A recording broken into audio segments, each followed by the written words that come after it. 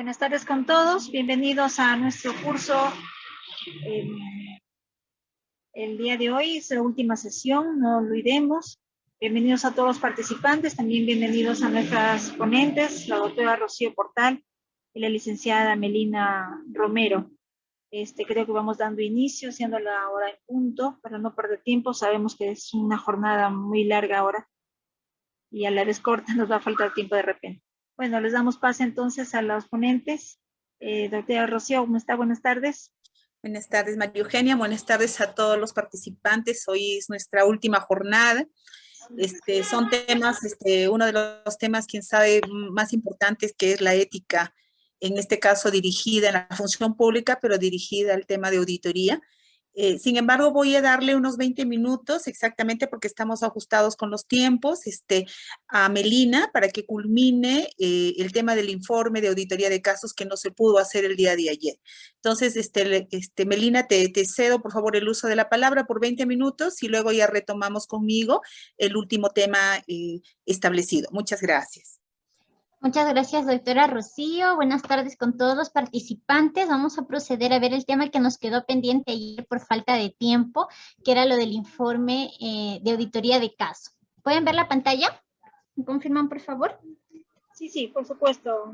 Sí. Bien, gracias. Solamente para mencionar algunas cosas que ya había mencionado la doctora Rocío respecto a lo que era la auditoría de caso, ¿no? La auditoría de caso es un tipo de auditoría de la calidad de atención en salud. Este tipo de auditoría no está incluida en el plan de auditoría. Recordemos que hemos visto también lo que es el plan de auditoría. Tenemos dos tipos de auditoría que van en nuestro plan y la auditoría de caso no es un tipo de auditoría que se programe, ¿no? En el plan. Se realiza a través de la auditoría médica. Recuerden que solamente lo realiza el Comité de Auditoría Médica. Ante la presencia de algún incidente o evento adverso, ya sea daño real o potencial al paciente.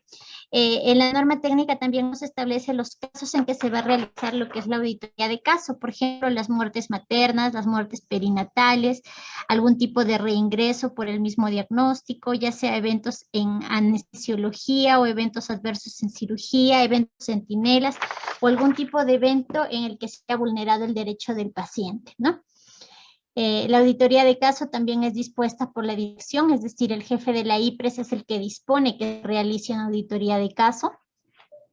Nos menciona además que si el comité de auditoría tiene elementos de juicio para presumir que el evento adverso en una auditoría de caso fue motivado por la participación de otros profesionales de la salud que no son médicos en la atención del paciente, puede proponer que se realice una auditoría en salud, ¿no?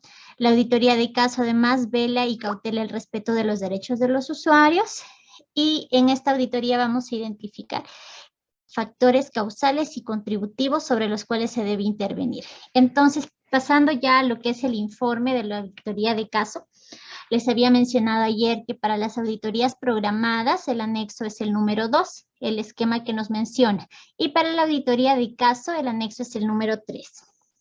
Vemos aquí entonces la estructura que debería tener el informe final de una auditoría de caso. Es bastante similar en la estructura a lo que es una auditoría de evaluación de registros. Tenemos primero el encabezado, donde va la información básica que vimos el día de ayer. Tenemos también los antecedentes, ¿no? Acá va a ir un relato cronológico de los hechos que han dado origen a esta auditoría. El origen de la auditoría. Recuerden que cuando hacemos un informe de auditoría programada, el origen es nuestro plan anual. Sin embargo, para este tipo de auditorías, el origen es la solicitud de la dirección del establecimiento. El tipo de auditoría la vamos a clasificar también de acuerdo a la norma técnica. Recuerden que hay auditoría interna, auditoría externa. Puede ser una auditoría, en este caso sería de caso. El alcance de la auditoría, que señale el ámbito donde se realiza la auditoría, la metodología que hemos utilizado, ¿no? Si es que es análisis de entrevistas, evaluación de la información, etcétera. La información clínica, donde se va a resumir las prestaciones asistenciales, los hallazgos que se consideran las no conformidades identificadas al analizar la atención brindada. Entonces, este es el esquema que lleva una auditoría de caso en los tipos de eventos que habíamos mencionado anteriormente, ¿no? En este tipo de auditoría nosotros no, sino el Comité de Auditoría Médica va a auditar la atención que se le ha brindado a un solo paciente. Aquí he traído algunos ejemplos para que puedan ver la parte general, ¿no? Que hemos visto de quién va dirigido, a quién va dirigido, cuál es el asunto. Posterior a ello ya tenemos lo que son los antecedentes, donde se coloca, que se solicita la auditoría de la atención brindada. Ahí ponemos el nombre ahí de la paciente que se va a realizar la auditoría, si es preferible con algunas siglas o algún tipo de iniciales, ¿no? Y los meses en que se ha realizado la atención a esta paciente. El tipo de auditoría, si es una auditoría interna, una auditoría externa, sería una auditoría de caso en la que se realiza la revisión clínica de la historia clínica. Aquí el auditor ha considerado también colocar que se ha realizado en 70 páginas de un archivo en PDF que ha sido remitido vía electrónica. Los mismos que se encuentran enumerados ha colocado ahí, es importante, ¿no? ¿Cuántos folios ha recibido en la copia de la historia clínica? Y menciona además que se emplearán los criterios técnicos establecidos en la norma técnica 029. El alcance de la revisión menciona que la presente revisión corresponde a las atenciones médicas recibidas, ahí nos pone las iniciales de la paciente, en el tal centro de salud, y que para la realización del presente informe, las no conformidades serán informadas como hallazgos. Hemos visto que los hallazgos tenían tres ítems, ¿no? Lo que es la sumilla, la condición y el criterio. Utilizando el formato y la estructura establecida en la norma técnica 029 hasta los niveles de condición y criterio. Se presentará adicionalmente una determinación preliminar de causas probables y efectos. Es lo que habíamos hablado anteriormente también en las sesiones. En una auditoría de casos sí se realiza el análisis de las causas probables, ¿no? Y los efectos de las no conformidades detectadas, cuando resulte aplicable, en base a las cuales se plantearán las recomendaciones del caso. Asimismo, confrontarán los hallazgos del proceso de la atención con las normas técnicas y guías clínicas vigentes a nivel nacional. Entonces vemos que aquí está realizando la presentación clínica de la paciente. Esta auditoría es en un caso de muerte materna. Tenemos los datos de historia clínica, el tipo de seguro que tiene, DNI, nombres, apellidos, fecha de nacimiento, la fecha de defunción, la edad de la paciente, su sexo, estado civil, educación y datos que él considera importantes, ¿no? En los datos relevantes, considera también, si ustedes pueden ver ahí, presenta ya las evidencias, ¿no? Acá, por ejemplo, tiene en el folio 78, tienen que describir también en qué folio de la historia clínica ustedes están encontrando la evidencia. Por ejemplo, es en el folio 79, están 5 atenciones prenatales que han sucedido del 21 de octubre del 2021 al 8 de febrero del 2022.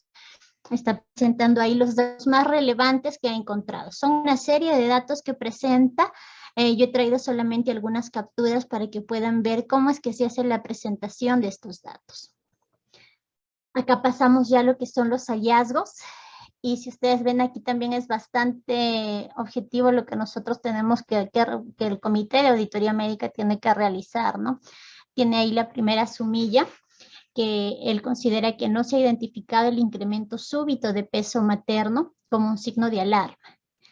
Nos da la condición, que es la descripción de la no conformidad, donde él menciona que no se encontró la evidencia en la historia clínica que el incremento súbito de peso materno de 3.8 kilogramos de la semana 20 a la semana 28 haya sido identificado como un signo de alarma. Se evidencia que el registro del peso materno a través de los controles prenatales, pero no, el personal que lo atendió no identificó el signo de alarma. Entonces vemos que si hay un análisis de lo que él ha encontrado en la historia clínica, lo que son los controles, tenemos ahí el monitoreo que se le ha hecho de las semanas con los pesos, coloca también el criterio. En la parte de aquí vemos cómo es la recomendación según la norma técnica de cuánto se debería ganar de peso, hace el análisis de control a control, cuánto ha ido ganando esta persona de peso y ve que ha habido un incremento grande de peso, ¿no? Que no está de acuerdo a lo que debía haber ganado según la norma técnica. Entonces, él ha considerado En este caso, la condición que no se dieron cuenta el personal del incremento súbito de peso como un signo de alarma. Acá he colocado también los criterios que habíamos mencionado anteriormente, que mencionan, ¿no?, lo que son las guías, las normas, etcétera, en la que nosotros hemos encontrado que no se ha cumplido. Tenemos que considerado la guía de práctica clínica para la atención de emergencias obstétricas según nivel de capacidad resolutiva. Ha utilizado también la norma técnica 105, la norma técnica de salud para la atención integral de salud materna, y ahí coloca, ¿no?, en dónde es que o cuál es la parte que se ha incumplido. Por ejemplo, menciona que en la sección 6.1.2 sobre la atención prenatal reenfocada, dentro del subtítulo Procedimientos de la atención prenatal, que se debe aplicar las tablas CLAP, OPS o OMS del peso talla para la edad gestacional, y menciona, ¿no?, lo que dice la norma técnica para que sustente la no conformidad mencionada anteriormente. Hace el análisis también de cuál puede haber sido la causa probable y cuál sería el efecto de esta no conformidad, ¿no? Menciona que en la causa probable, la autoridad competente debería investigar si a nivel de personal de salud que atendió a la paciente se cumplió con difundir o tomar conocimiento, cumplir y supervisar el cumplimiento de lo que está establecido en la guía. El efecto nos dice que es que no se haya referido a la paciente para una evaluación médico-obstétrica con más anterioridad, ¿no?, por el aumento súbito de peso superior a lo establecido en las tablas de recomendaciones. Entonces, ustedes pueden ver aquí que en una auditoría de caso, en lo que es la sumilla, la condición, el criterio, va más sustentado, ¿no? Aquí hacen el análisis de la atención a un paciente, de todo el proceso de atención que ha recibido la paciente, y además tienen que hacer la evaluación de lo que fue la causa probable o el efecto de esa no conformidad. Vemos que también tiene las conclusiones y las recomendaciones, ¿no? Dentro de las conclusiones, para este caso, ha considerado el auditor que en el proceso de la atención de la señora, y nos pone las iniciales, se han detectado los siguientes hallazgos. No se consideró a la paciente que presentaba factores de riesgo. Son varias sumillas que él encuentra, ¿no? Entonces va acá redactando lo que son sus conclusiones. Nos dice que no existe evidencia del plan de parto ni de la visita domiciliaria que se incida sobre los factores de riesgo que presenta la paciente desde el inicio de control prenatal. Coloca ahí los factores de riesgo que él ha identificado.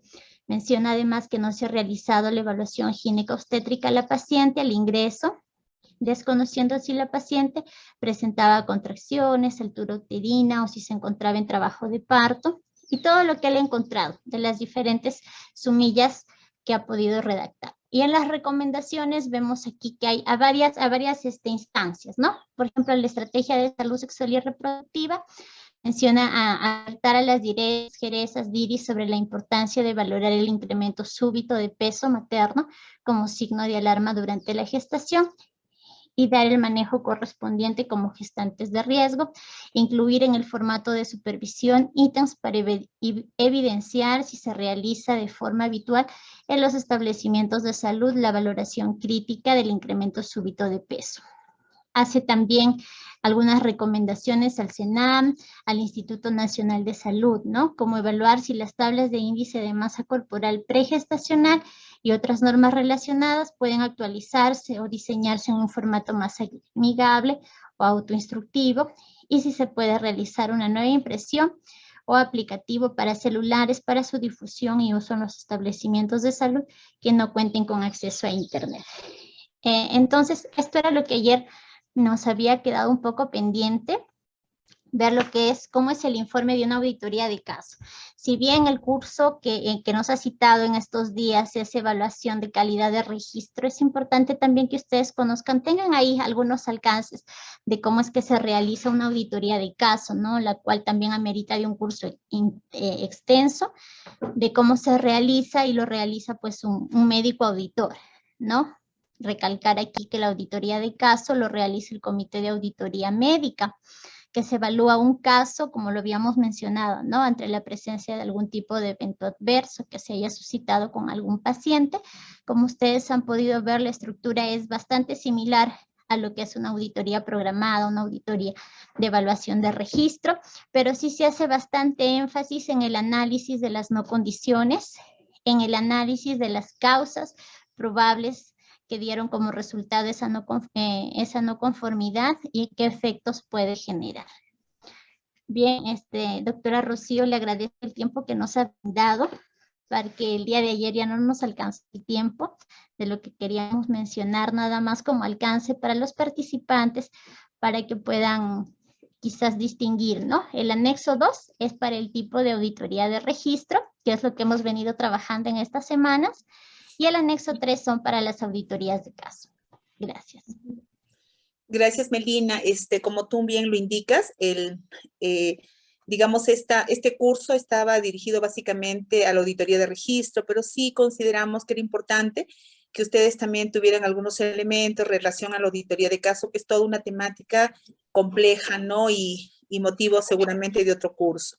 Entonces vamos ya a iniciar nuestro último tema, que está relacionado con el tema ético y legal de la auditoría, que es importante también tenerlo en mención. Yo voy a iniciar primero con la ética en la gestión pública, porque nosotros somos servidores públicos y es necesario saber reflexionar y de repente algunos elementos que nos van a ayudar no solamente en nuestro trabajo, sino en nuestra vida diaria, ¿no? Entonces le voy a pedir, María Eugenia, ¿me puedes ayudar con el primer videíto?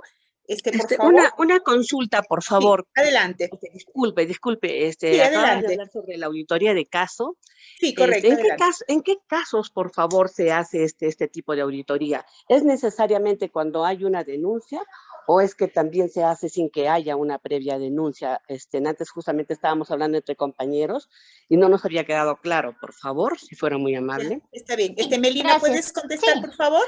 Sí, gracias. Miren, las auditorías de caso nos dice claramente la norma que se hace ante una vulneración de derechos de los usuarios. No hace falta que haya una denuncia. Es necesario nada más que nosotros identifiquemos que hubo una vulneración de derechos ante cualquier caso de muerte materna o perinatal, ante el regreso de un mismo paciente por el mismo diagnóstico, ante algún evento adverso en anestesiología, una cirugía o cualquier otro tipo de evento centinela, amerita que el director disponga que se haga una auditoría de caso. Ya, gracias. Sí, sí era para aclarar, porque justamente en la mañana veíamos que si nosotros solemos hacer acá auditorías de caso, y me decían de que no, eso no es una auditoría de caso, porque las auditorías de caso solamente se hacen cuando se judicializa.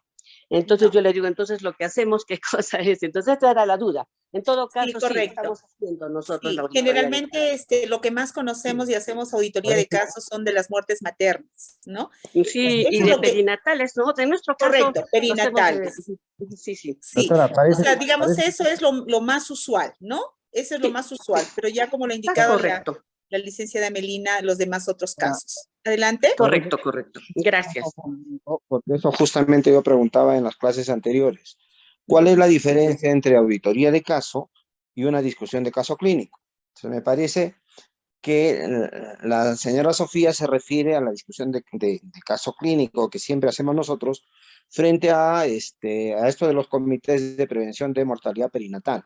Entonces, eso también tiene que quedar claro, ¿no? Eso generalmente... Gracias, sí. Sí, correcto. Sí, gracias, doctor, por la aclaración. La discusión para hacer las medidas correctivas necesarias, porque aprendemos de eso, ¿no? La auditoría de caso, en realidad, va sujeto, pues, casi todo, o sea, no todo, sino el 100% de los casos judicializados son auditados. Pero va a haber también que hay casos, dependiendo del jefe de servicio, del jefe de departamento o del director de la IPRES, también puede solicitar una auditoría, ¿no?, del caso. Pero generalmente la discusión de casos clínicos de muertes perinatales, o sea, tanto muertes maternas como muertes perinatales, las hacemos permanentemente, ¿no? Todos los meses, los comités de prevención. Gracias. Sí, correcto. Gracias, doctor, por la aclaración. Estamos bien, eso es. Entonces ya vamos, sí, vamos a iniciar. María Eugenia, ¿me puedes ayudar con la primera? Hay un video que justo este curso lo dicta la ENAP, la Escuela Nacional de Administración Pública, sobre ética, y también es todo un curso, ¿no? He tratado de sacar lo más importante que nos puede ayudar. ¿Me puedes ayudar, María Eugenia, con el primer videíto, por favor? Sí, ¿me confirma si ese es el video o es el otro? A ver.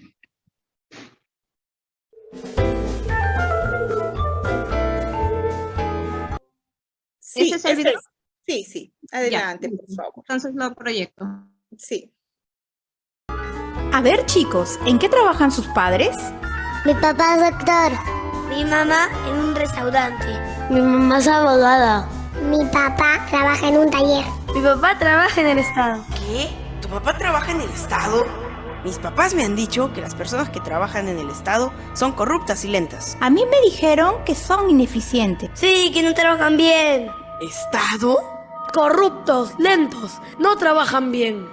No, no es cierto, no. ¿Qué pasó, hija? ¿No trabajan bien? ¿Quiénes? Las personas que trabajan en el Estado. La verdad es que estamos en un proceso de cambio, pero no todo está mal. Para eso existe el Código de Ética. ¿Código de ética? Es un código que nos ayuda a trabajar y servir mejor a las personas. Por ejemplo, el código nos dice: debemos ser respetuosos con los ciudadanos, la Constitución y las leyes. De esta manera, garantizamos que los derechos se cumplan en su totalidad para todos, para realizar un excelente trabajo. Que en todo momento nuestro trabajo debe ser muy eficiente y a la vez de alta calidad, procurando obtener una capacitación sólida y permanente, pues hay que estar siempre al tanto de lo último para servir mejor. Es decir, trabajar de verdad y con la verdad, siendo auténticos con todos los miembros de la institución y con la ciudadanía. Así contribuimos a que las cosas sean transparentes y que nunca queden dudas. Para esto, hay que actuar con justicia y equidad. ¿Equidad? Es decir, cumplir nuestro trabajo sirviendo a todos por igual, dando a cada uno lo que es debido, al Estado, a mis colegas de todos los rangos, áreas y a las personas en general. Eso sí, siempre actuando con total transparencia. Lo que hacemos en el día a día de nuestro trabajo debe ser de conocimiento de todas las personas, ya sean naturales o jurídicas. ¿Y cómo se enteran? Nosotros mismos debemos brindar información segura y cuando nos sea solicitada, facilitarla de manera correcta y completa siguiendo el buen orden. Por esto y muchas razones más, nuestro trabajo hay que hacerlo asumiendo una gran responsabilidad, tanto en nuestras funciones como trabajadores del Estado y en nuestra vida diaria, ayudando en todo lo posible a superar y resolver todas las dificultades que puedan tener las personas. Ah, ya. Entonces estás haciendo un buen trabajo, ¿verdad? Y solo fue una pesadilla.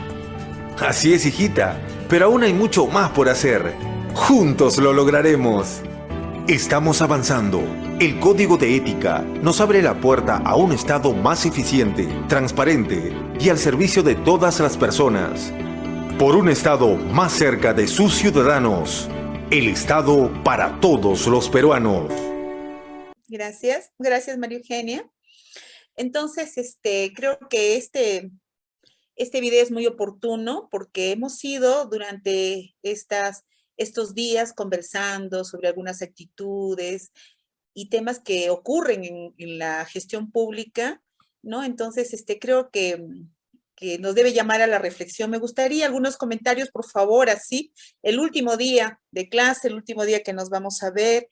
Si pueden de repente, a ver, nos retroalimentamos. ¿Qué les pareció este video?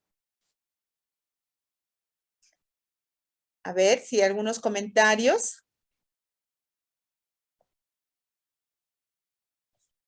A ver, ¿alguien se anima? Buenas tardes. Yo. Adelante. En el video se puede ver la perspectiva que la población tiene sobre el Estado. Si bien es cierto que hay actos de corrupción, pero no en todos los sectores, en todos los servicios o no en todas las personas, pero se generaliza. Es por eso, imagino que por eso ahora el Estado está tratando de mejorar los procesos dentro del Estado para la población.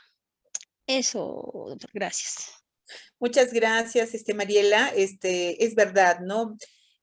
habemos en el Estado muchos trabajadores que damos mucho, ¿no? A veces dejamos también nuestra familia, dejamos otras prioridades por dedicarnos a nuestro trabajo, porque nos gusta, porque para eso estudiamos, nos formamos, ¿no?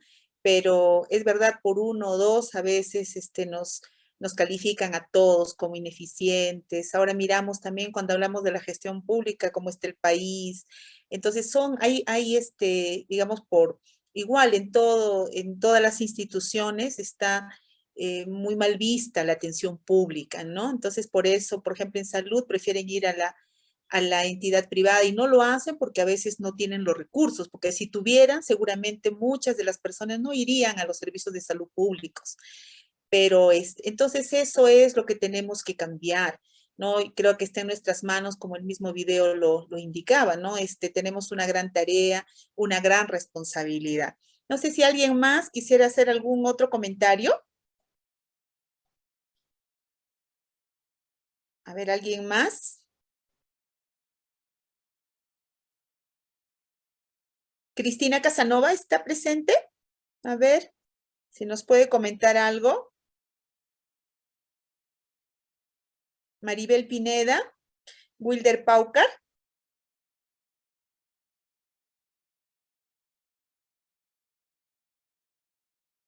¿No quieren hacer ningún comentario sobre el video y sobre la ética? Como les mencionaba, la ética no solamente nos define en los servicios de salud en este caso, sino también en cada momento de nuestras vidas, ¿no? ¿No quieren Doctora, más bien, doctora, Doctor, dígame, más bien, adelante. o sea, ¿la ética uno nace o va adquiriendo a través de los años que va formando? O sea, así como yo entiendo, la ética pues es mucho más amplio y tiene que ver con lo moral, ¿no? Y lo moral lo vas aprendiendo desde la niñez, desde los primeros días de vida y en transcurrir de todo el tiempo, ¿no? Entonces, mi pregunta es, porque incluso en algún momento yo escuchaba que nosotros tenemos un ADN de corrupción. O sea, hay gente que ya nace predispuesto con este ADN, ¿no? Y que solamente está, como yo siempre decía, ¿no? Y yo discutía con una persona, decía, no, yo no quiero ser funcionario, no quiero no tener un cargo político, porque yo sé de qué pie cojeo, ¿no? Entonces, con eso me está diciendo que sencillamente él está esperando la oportunidad para, no sé, pues tener un cargo y que le ofrezcan dinero y rápidamente lo va a agarrar o lo va a capturar el sistema mismo, ¿no?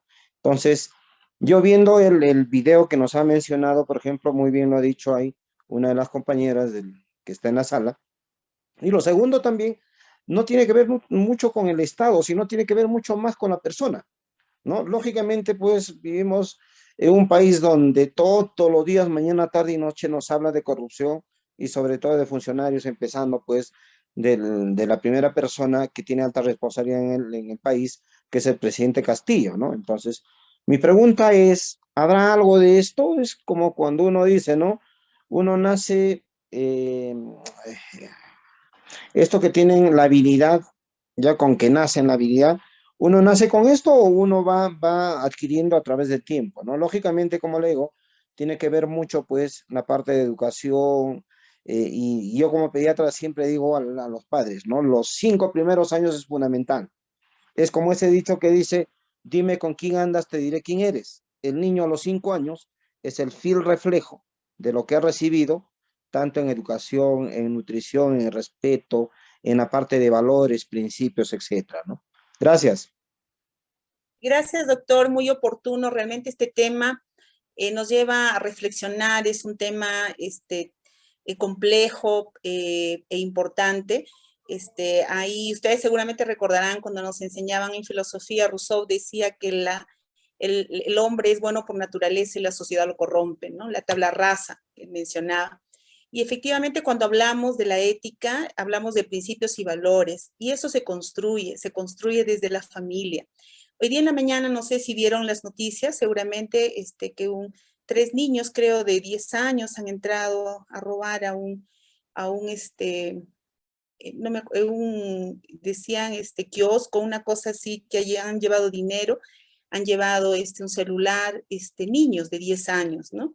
Entonces alguien hacía la reflexión, porque lo han captado a través de las videocámaras, ¿no? Inclusive uno de ellos se encuentra el celular y dice, ya tengo celular. O sea, y bueno, y han llevado 1.200 soles que había, aparte de, y bueno, también como son niños, sus chocolates, ¿no? Y dulces.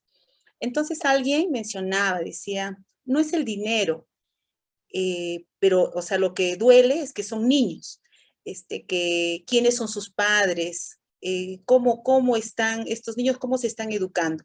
De ahí nada más, por ejemplo, si estos niños en algún momento estudian una carrera profesional y están en una entidad pública, si continúan en este mismo camino, ¿qué vamos a tener? Yo me preguntaba, ¿qué calidad de funcionarios tendríamos? Entonces, la ética se construye desde el hogar, porque ahí uno aprende los principios, ¿no? Entonces, tenemos, digamos, como sociedad, o sea, va más allá como sociedad, tenemos una gran responsabilidad con la familia, ¿no? Entonces, luego acá voy a compartir, por favor, ahí podemos conversar un poquito más ya mirando el tema. Denme un minutito, voy a compartir. Aquí.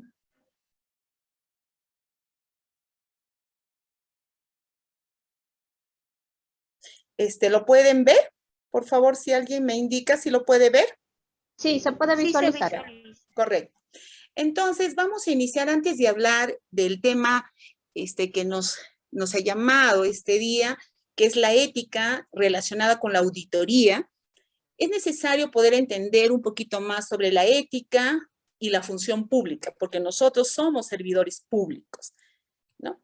Entonces, la idea es explicar la importancia del servicio al ciudadano. Cuando hablamos de la ética en la función pública, está relacionada básicamente al servicio que brindamos hacia la población, que es la finalidad y sentido de la función pública. Nosotros somos funcionarios públicos, ¿para qué? Para servir. Es el servicio lo que nos identifica, ¿no? Entonces, ¿por qué se hace necesaria una ética aplicada a la función pública? ¿Por qué? Porque es necesario reflexionar críticamente, como lo hemos hecho en los primeros minutos, a razón del video, sobre la corrupción y las malas prácticas, ¿no? La corrupción, cómo las instituciones han decaído, ¿no? No somos todos. Yo creo que, como su compañera lo dijo al inicio, y también no somos todos todavía, hay esperanza en la humanidad, hay esperanza en las instituciones y en nosotros mismos, ¿no? Sin embargo, ver qué podemos hacer también como sociedad. Es necesario que la administración pública mejore y logre lo que se propone, y porque es una exigencia de los ciudadanos. En este caso, nosotros tenemos la obligación de brindar una atención de calidad, porque es un derecho ciudadano. Entonces, cuando hablamos de la ética de la función pública, ustedes pueden ver en este gráfico, está la administración pública, ¿no? Y ahí en este gráfico lo grafica muy bien, que dice, no basta solo con los saberes técnicos.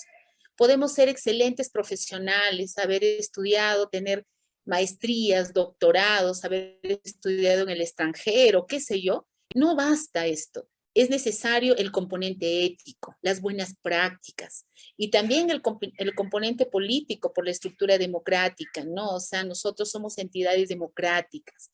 Entonces, esto acá, por eso es que como parte también de este tema de auditoría, necesariamente tenemos que hablar de ética. Entonces, cuando hablamos de la ética en la función pública, es la ética aplicada a la función pública, dirigida a quienes ejercen esta función. ¿Quiénes somos nosotros? Porque nosotros somos funcionarios públicos. Entonces, somos empleados públicos, somos funcionarios públicos, y por eso se considera, miren el concepto para tenerlo clarito, como empleado público a todo funcionario o servidor de las entidades de la administración pública en cualquiera de los niveles jerárquicos, en cualquiera, ¿no? Desde el portero, ¿no? Hasta el director de la institución. Sea nombrado, contratado, designado, de confianza o electo, que desempeña actividades o funciones en nombre del servicio del Estado, ¿no? Entonces, todos nosotros somos empleados públicos, ¿no? Somos servidores públicos. Por lo tanto, estamos sujetos al código de ética de la función pública. Entonces, desde una perspectiva ética, el bien principal de quienes ejercemos la función pública en un Estado democrático, vuelvo a repetir, y eso no debemos olvidarlo, es el servicio a los ciudadanos, es el servicio que damos. Entonces, ser empleado, como acá lo indica, supone una doble responsabilidad. O sea, ser éticos como personas, ¿no? Y ser éticos como servidores públicos. O sea, no nos podemos separar. Por ejemplo, yo no puedo decir en mi casa soy ético. A mis hijos les enseño de ética, etcétera. Yo soy una persona que da servicio, confiable, no entro en temas de corrupción, pero me olvido cuando estoy en la institución. Eso no es correcto y no debiera, porque es la misma persona, simplemente con una doble responsabilidad. Sin embargo, cuando hablamos de ética de la función pública, es verdad, esto lo han establecido y lo dicen los estudios, no solamente nacionales, internacionales, ¿no? ¿Cuáles son los ámbitos críticos de la ética? Uno es la transparencia, ¿no? La no transparencia, publicidad de la información. Ahora vemos, por ejemplo, que como información que es, digamos, reservada, institucional, sale de la institución a veces, y no por querer, por mejoras, ¿no? Sino a veces por dañar a alguien, ¿no? Entonces, también eso es un tema ético, o sea, ¿cuál es mi lealtad con la institución? ¿No? En algunos casos, ¿no? Porque en otros también es necesario poder identificar algunos problemas para mejorar en la institución. La neutralidad e imparcialidad en la toma de decisiones políticas, o sea, la política no puede estar por encima del tema técnico. No puedo abusar de eso, no porque tengo el poder ir en contra de lo que establece las normas, ¿no? La política tiene que estar al servicio del ciudadano. Y la probidad en el uso de los recursos públicos. Aún sea un sol, eso es, es dinero del Estado, se convierte en malversación de fondos, en corrupción, o sea, así sea un sol, no importa. Cuando estamos en el tema legal, no importa que yo tome 10, 100, 1 millón de dinero del Estado, ¿no? Porque lo que nos da es para ser administrado adecuadamente, es el dinero del Estado, nosotros como servidores públicos. Y también tiene que ver, ¿no? Con el tema de eficiencia y eficacia. También, si yo no soy eficiente, eficaz, también es un tema no ético. El buen trato y el trato preferente, ¿no? A los usuarios y la apertura a la participación y el control ciudadano. A veces en el control ciudadano tenemos también, digamos, mucha responsabilidad, ¿no?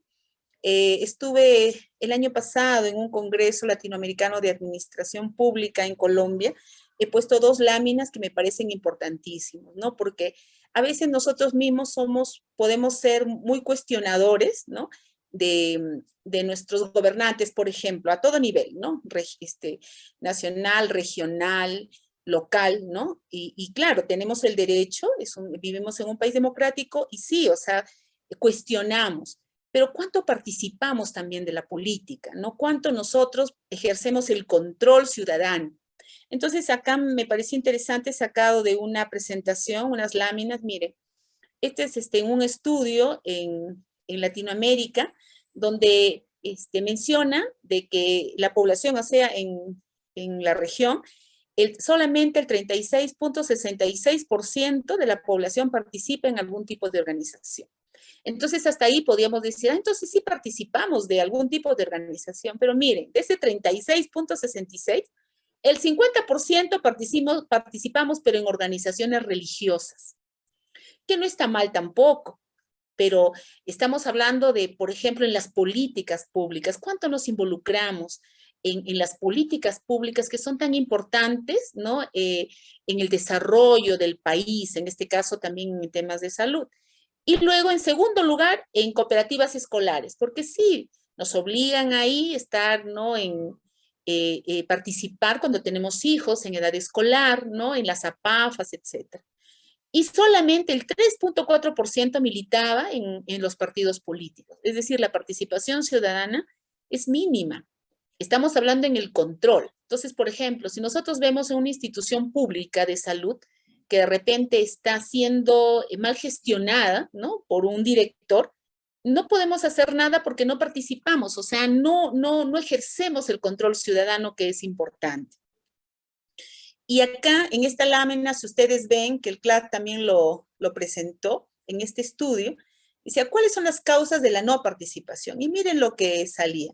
Dice, prefiero dedicar el tiempo a mi familia y a mis amigos, o sea, la indiferencia.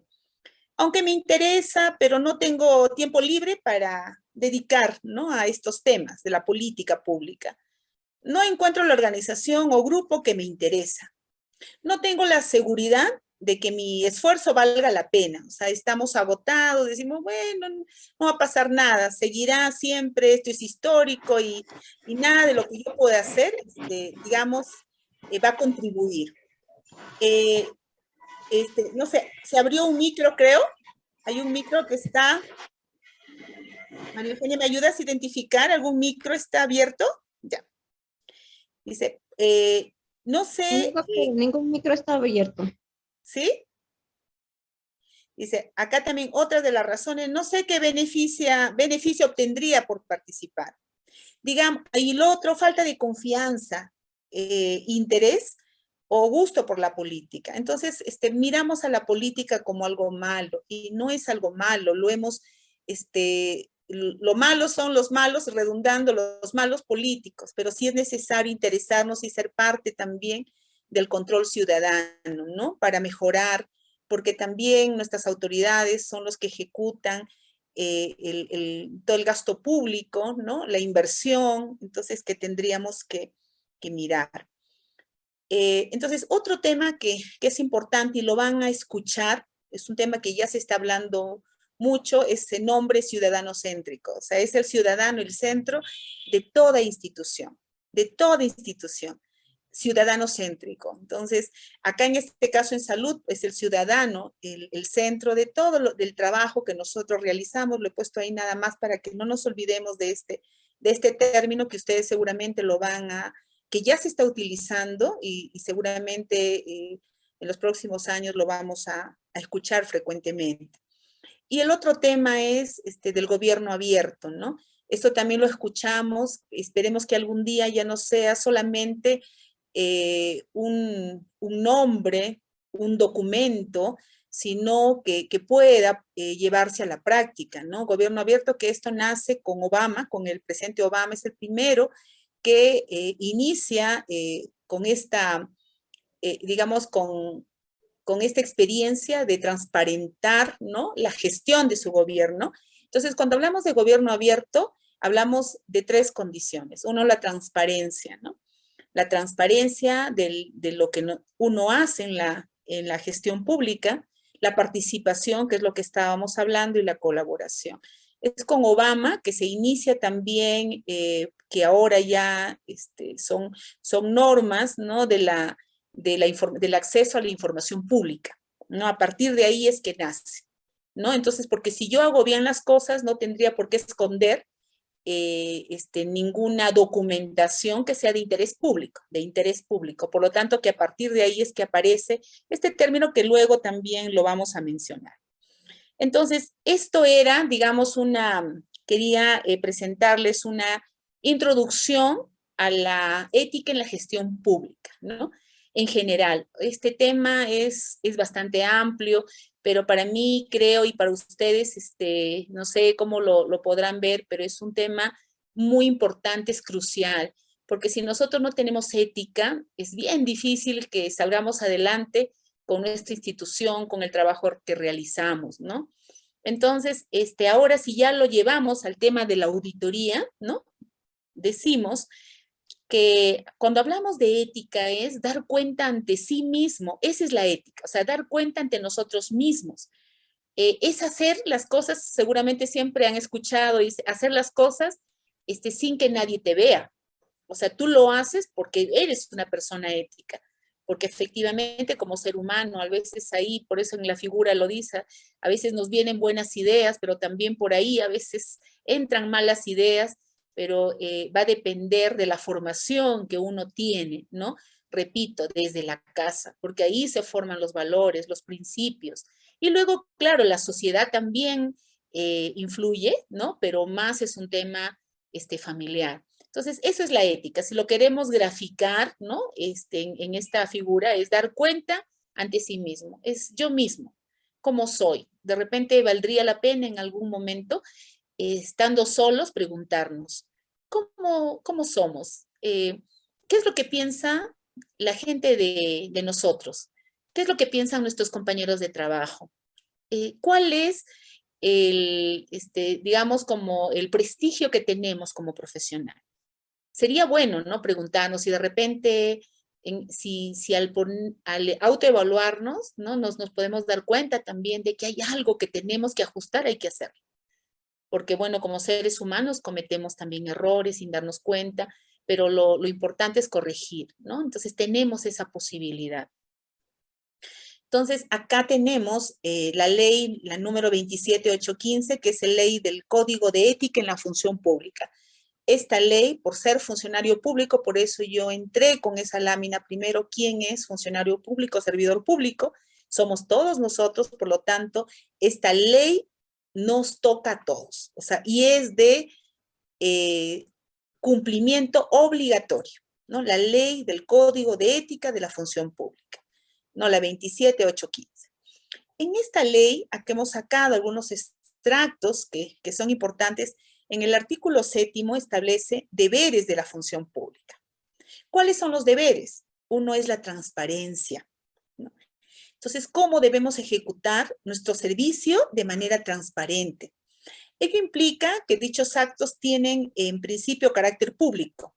Todo lo que nosotros realizamos en el Estado tiene carácter público y son accesibles al conocimiento de toda persona natural o jurídica. Porque todo, o sea, no es de carácter privado, es público. Todo lo que producimos en la institución tiene carácter público, ¿no? Lo otro es la discreción, ¿no? Que debe guardar reserva respecto a hechos o informaciones de los que tenga conocimiento con motivo o en ocasión del ejercicio de sus funciones. Aquí está el tema que hemos desarrollado estos días de la auditoría, por ejemplo. Es uno de las condiciones, criterios, ¿no? Para poder elegir a las personas que van a ser parte de los comités de auditoría médica o de salud, es justo, son personas que sean muy discretas, ¿no?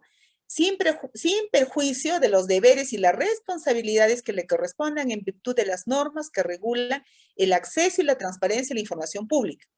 Que esto también, como les mencionaba, ya tenemos una ley del acceso y transparencia a la información pública que luego también lo vamos a desarrollar un poquito más.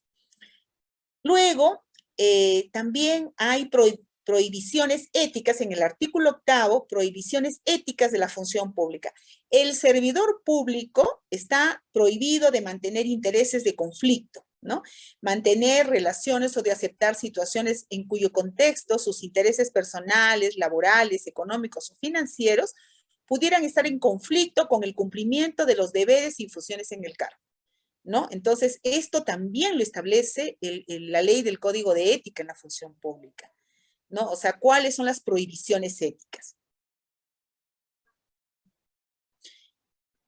Entonces, cuando hablamos de auditoría, que estos días hemos trabajado fuertemente el tema de auditoría, está relacionado, o sea, ¿en qué contexto se desarrolla todo el trabajo de auditoría? Uno es la Ley General de Salud. La Ley General de Salud establece los derechos de los usuarios, pero también del prestador, que lo vamos a ver acá, ¿no? Pero también nos hablan, la Ley General de Salud nos habla sobre la auditoría, que eso lo vamos a ver en la próxima lámina, ¿no? También hace alusión a la auditoría. Luego también, cuando hablamos de auditoría en salud, ya también hemos conversado cuál es el marco, es la gestión de la calidad en salud, que es el tema que tocamos el primer día de la clase, el código de ética, que lo estamos viendo hoy día, y la reforma del sector. Como ahora sabemos, en esta reforma del sector tenemos un modelo nuevo de redes integradas de salud, esa es la reforma, donde yo les comentaba que las redes integradas de salud básicamente está relacionado a un cambio, este modelo, esta reforma, está relacionado a un cambio de la mirada de la oferta, o sea que siempre hemos mirado la oferta a una mirada de la demanda, ¿no? Antes nosotros, recuerden, cuando hemos trabajado y seguimos hasta ahora todavía, miramos un establecimiento de salud y decimos, ¿este establecimiento qué categoría tiene? Es un 1-1, un 1-2, un 1-3, tiene tal personal de salud, tiene 2, tiene 3, tiene 10, y de acuerdo a eso hemos establecido una cartera de servicios. La reforma hace un cambio, allá no esa mirada, sino a la mirada de la necesidad de la población. Si en un sector sanitario, área sanitaria, la población necesita ser atendido, por ejemplo, a enfermedades crónicas, degenerativas, porque eso es lo que me dice el perfil epidemiológico, yo debo tener un establecimiento de salud que brinde esa cartera de servicios. O sea, es un cambio de una mirada de oferta a una mirada de la necesidad de la población. Esa es la última reforma que estamos trabajando en el país, que son redes integradas de salud.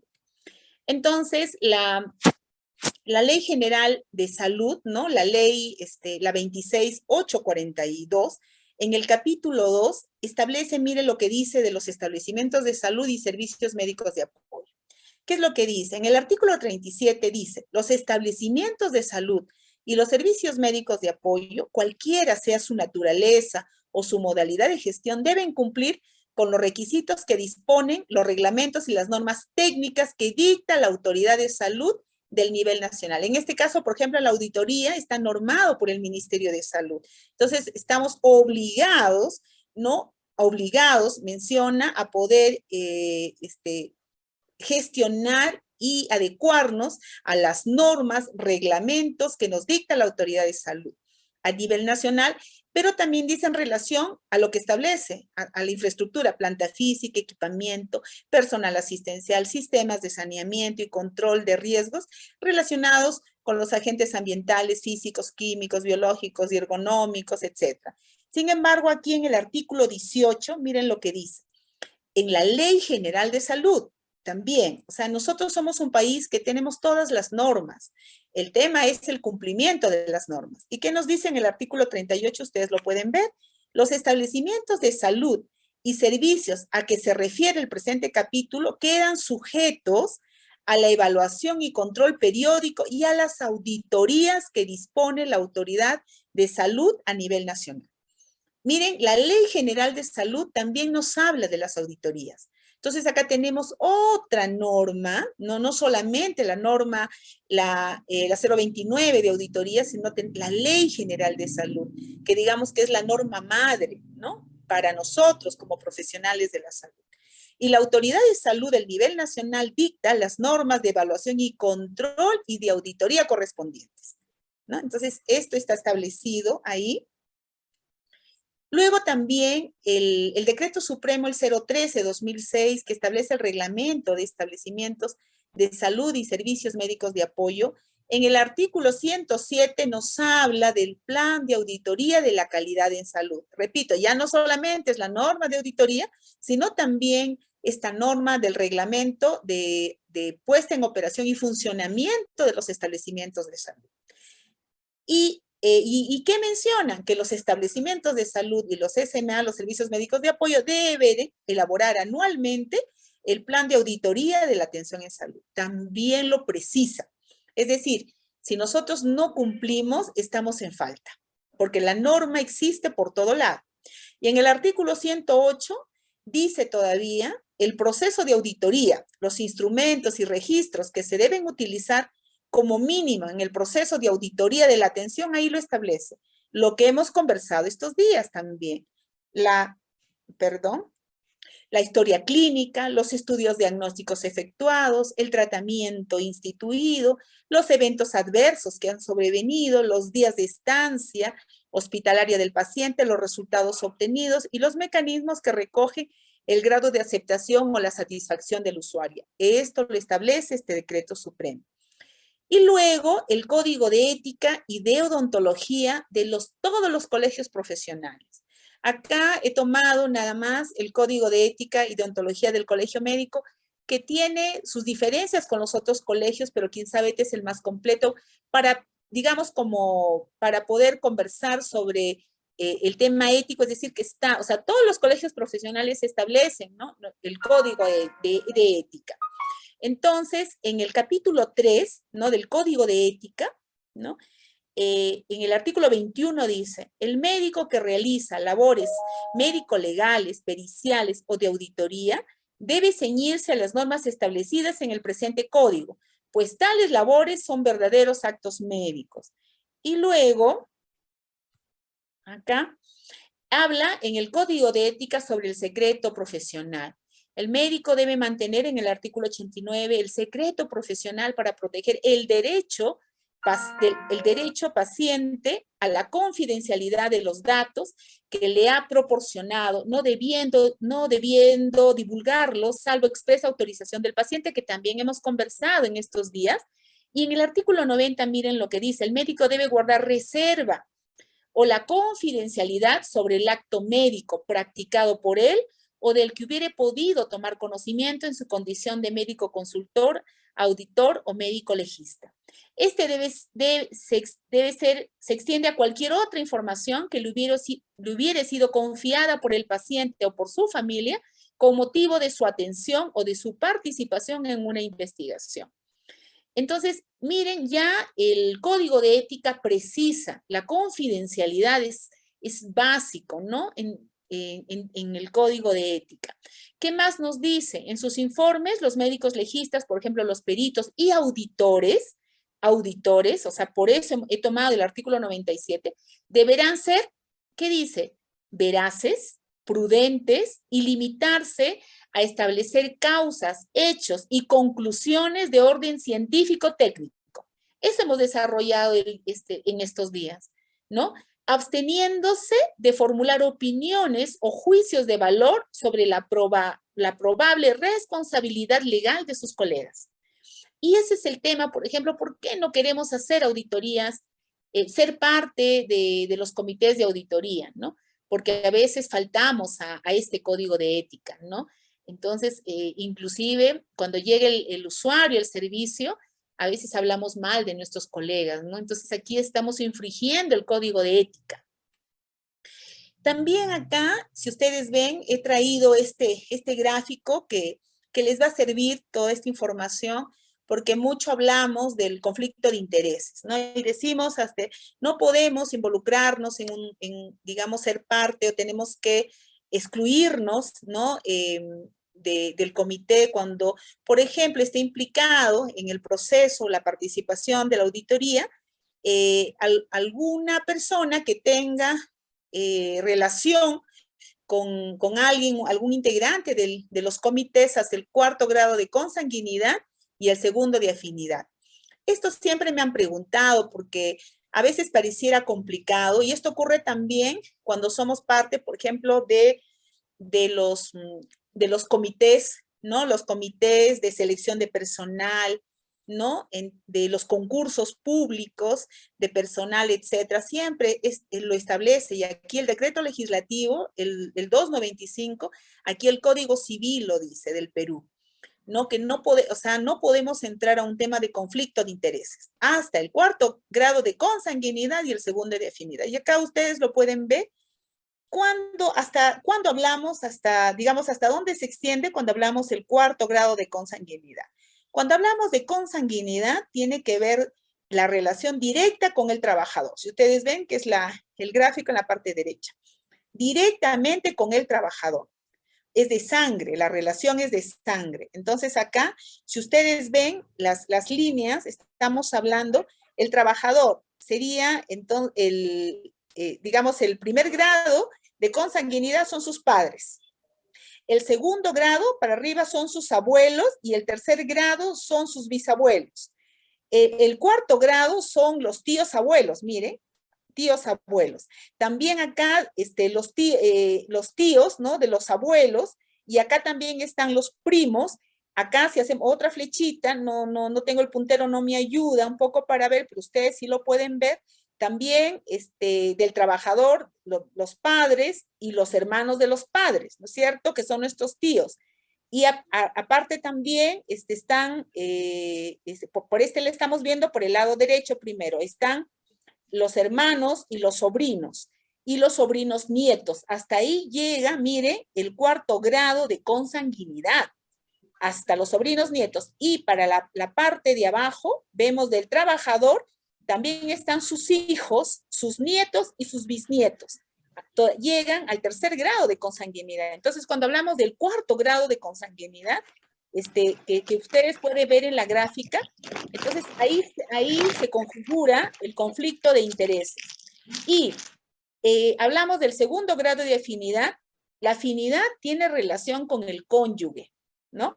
La consanguinidad directamente con el trabajador. Es una relación de sangre, y acá con el cónyuge hablamos ya de afinidad. Entonces aquí están los padres del cónyuge, los abuelos del cónyuge, hasta ahí sería el 2º grado de afinidad. También están los hermanos de los padres del cónyuge, ¿no? Los padres, hasta ahí sería el 2º grado, y para el lado inferior del cónyuge están los hijos y los nietos. Hasta ahí estamos hablando del 2º grado de afinidad. Esto es muy importante tenerlo en cuenta para no caer en algún proceso legal, ¿no? Administrativo o penal, ¿no? Entonces, eso lo establece también el decreto legislativo, el 295 del Código Civil del Perú. Luego también tenemos la resolución ministerial, la 214 del 2018 del MINSA, para la gestión de la historia clínica, y acá ya no me voy a detener, esto ya lo han conversado con Melina bastante, simplemente mencionar.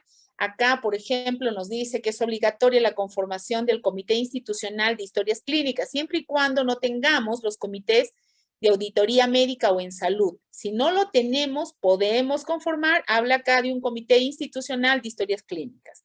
Y acá abajo lo dice en el N, donde dice el Comité Institucional de Historias Clínicas correspondiente, verifica el cumplimiento de las auditorías de la calidad de registro. En las CIPRES dice que tienen constituido el Comité de Auditoría Médica o el Comité de Auditoría en Salud, la auditoría se realiza a través de estos equipos. Pero también, digamos, no tenemos en algún establecimiento de salud conformado de estos comités de auditoría en salud o auditoría médica, siendo tan importante el proceso de auditoría de las historias clínicas, se pueden conformar un comité institucional de historias clínicas. Esto lo dice la resolución ministerial, la 214, y la norma técnica de esa, la 139. Y también nos habla sobre supervisar la calidad del registro de la historia clínica en las CIPRES. O sea, eso también lo establece. Y luego viene también esta misma RM, habla sobre el consentimiento informado. Esto es muy importante. Hay que tener mucho cuidado con el consentimiento informado. De esto también hemos conversado estos días. Melina lo ha precisado bastante cuando nos ha desarrollado el tema de la auditoría de la historia clínica, ¿no? En el consentimiento informado, ahí dice, en caso de menores de edad o pacientes con discapacidad mental, se tomará consentimiento informado a su madre o padre o apoderado o representante legal, ¿no?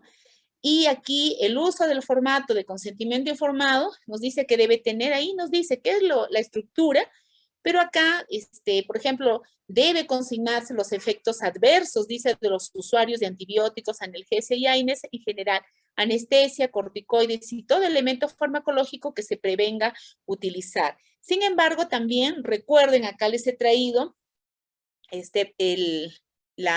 para recordar, ¿no?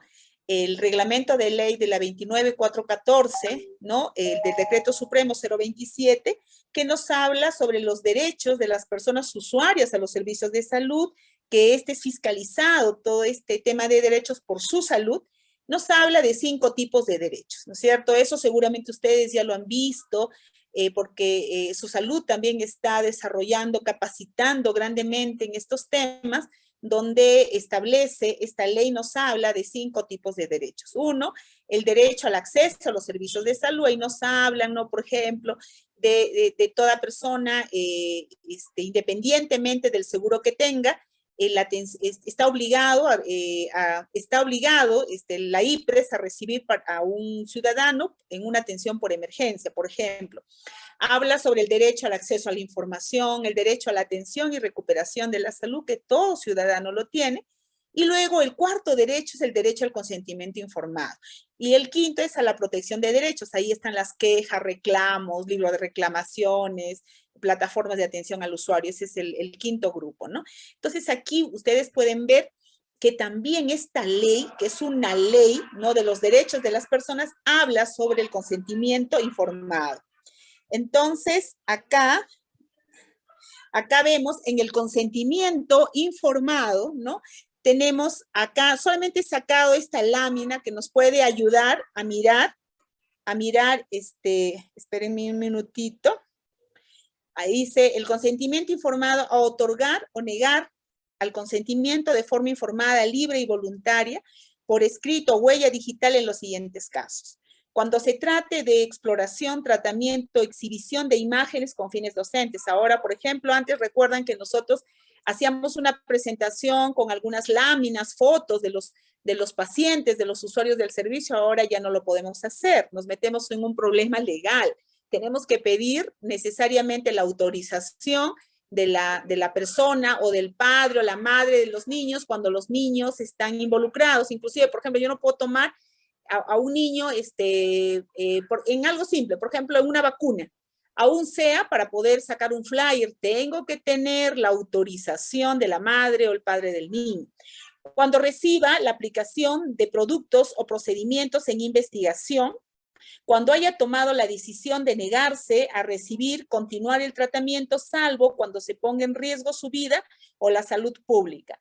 Cuando el paciente reciba cuidados paliativos y cuando el médico tratante o investigador es responsable de llevar, espérense un minuto.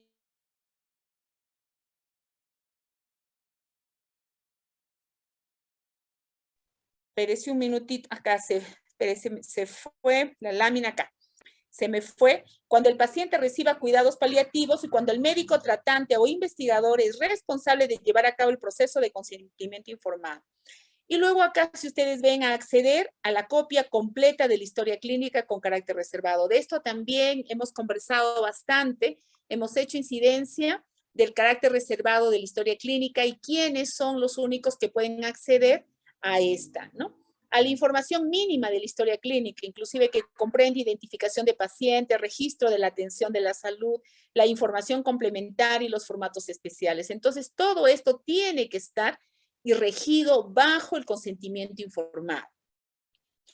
De los documentos, acá también les he traído esta lámina para ver cuáles son los documentos públicos y privados. Los públicos son aquellos que se producen en una institución, son formales, reúnen todas lo que exige la ley, tiene una mayor eficacia probatoria que los documentos privados y son los autorizados por un notario público o empleado público competente. Es decir, en cada institución también hay una persona que puede fedatear, hay un fedatario, ¿no? Entonces, esos documentos pueden ser fedateados, ¿no? Y los documentos privados son los que no interviene ninguna autoridad o empleado público y solo las partes que los otorgan. Acá es diferente. Por ejemplo, no se puede fedatear en una institución ningún documento que tenga carácter privado, ¿no? No, eso no puede ocurrir.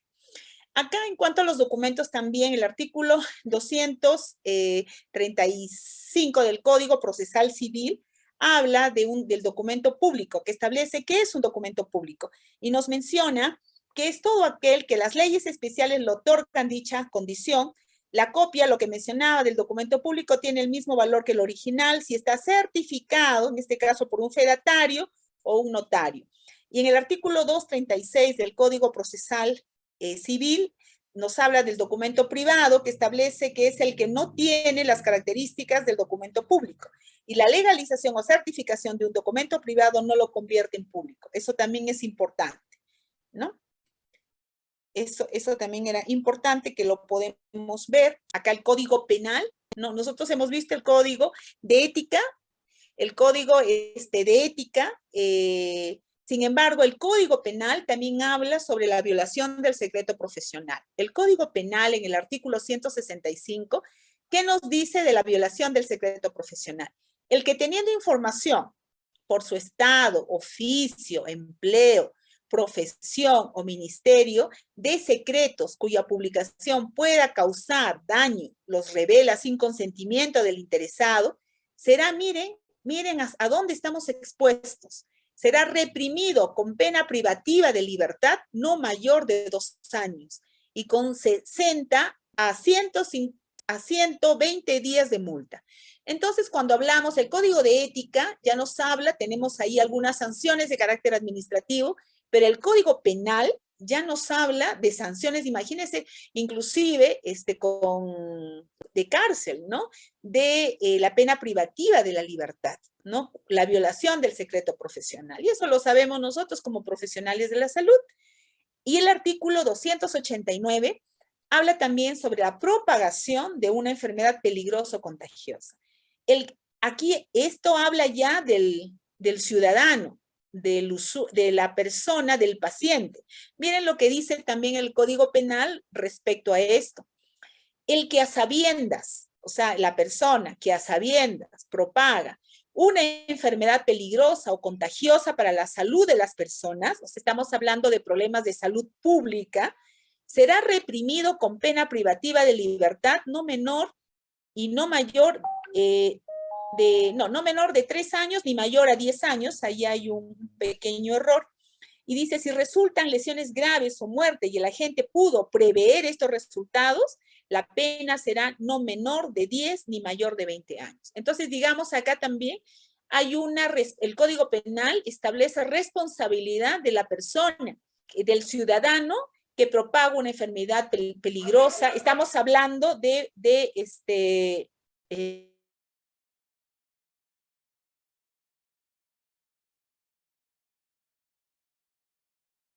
perdón, se fue el audio. Entonces, si resultan lesiones graves o muerte y el agente pudo prever estos resultados, la pena será no menor de 10 ni mayor de 20 años. Claro, hay algunas excepciones, por ejemplo, hay también leyes que establecen, por ejemplo, el tema de los pacientes con VIH-Sida. Entonces, hay algunas normas específicas, pero en general, los problemas de salud pública también el Código Penal lo establece, ¿no? A ver, luego, y aquí está la ley, la 27806, que es la ley de transparencia y acceso a la información pública. En el artículo 15 habla sobre la regulación de las excepciones, ¿no? ¿Qué dice? La información contenida en la excepción señalada en el artículo 15b son accesibles para el Congreso de la República, el Poder Judicial, el Contralor de la República y el Defensor del Pueblo. Que es lo que también estábamos discutiendo y teníamos algunas dudas en cuanto a al tema de los informes de auditoría, ¿no? Entonces, mire lo que dice esta excepción en la Ley de Transparencia y Acceso a la Información Pública. El Congreso dice solo tiene acceso mediante una comisión investigadora. ¿Sí? O sea, solamente a través de una comisión investigadora y para lo cual tendría que estar establecido a determinado caso, ¿no? Entonces, para que pueda intervenir el Congreso. O sea, no podría el Congreso, por ejemplo, pedir que le enviemos la información de la auditoría, por ejemplo, médica o de caso o lo que estamos desarrollando. Solamente el acceso a través de una comisión investigadora, seguramente por un caso específico que pudiera darse, ¿no? El Poder Judicial, solamente el juez, eso también lo hemos dicho, en ejercicio de sus atribuciones jurisdiccionales en un determinado caso y cuya información sea imprescindible para llegar a la verdad, ¿no? Eso también lo hemos conversado. El Poder Judicial, ¿no?